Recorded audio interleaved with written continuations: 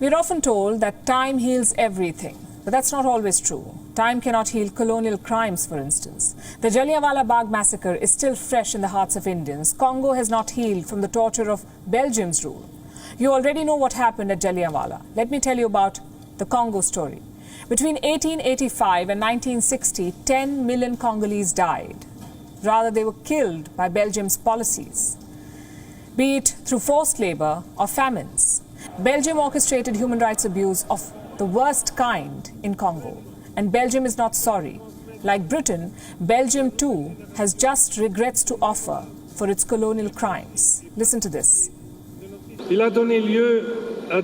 On the occasion of my trip to Congo, right here, in front of the Congolese people and those who today are still suffering, I wish to reaffirm my deepest regrets for those past wounds. This is Belgium's King Philippe.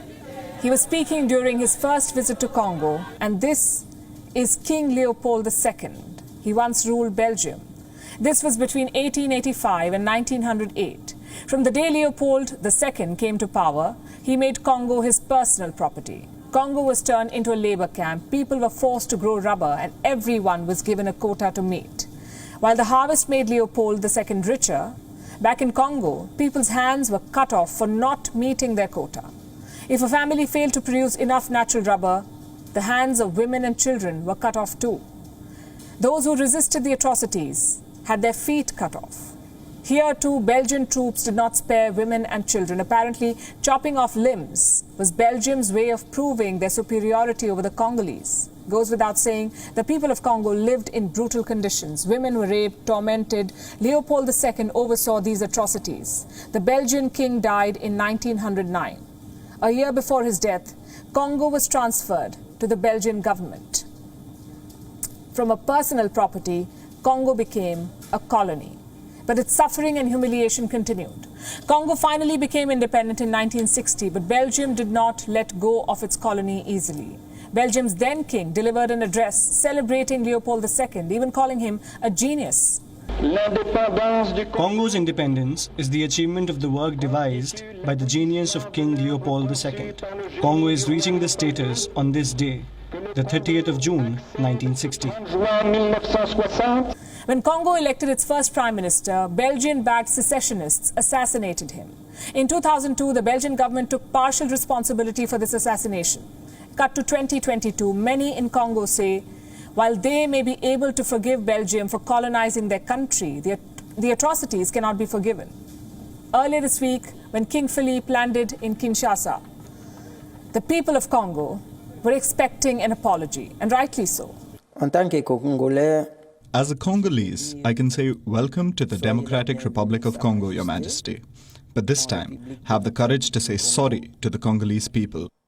The simple regret that you have expressed is not enough, because since the independent state of Congo, with the hands cut off, it is the Congo that bore the weight of 2 world wars for the benefit of Belgium.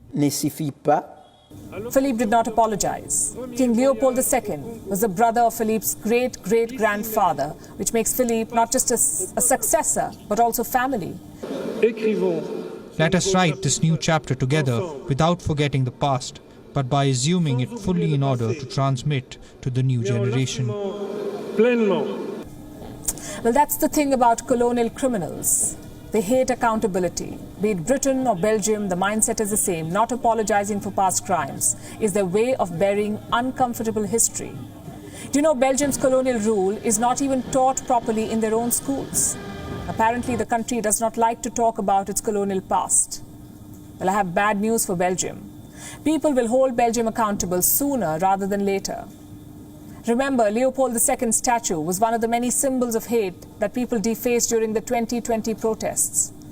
People are rising up against attempts to whitewash history.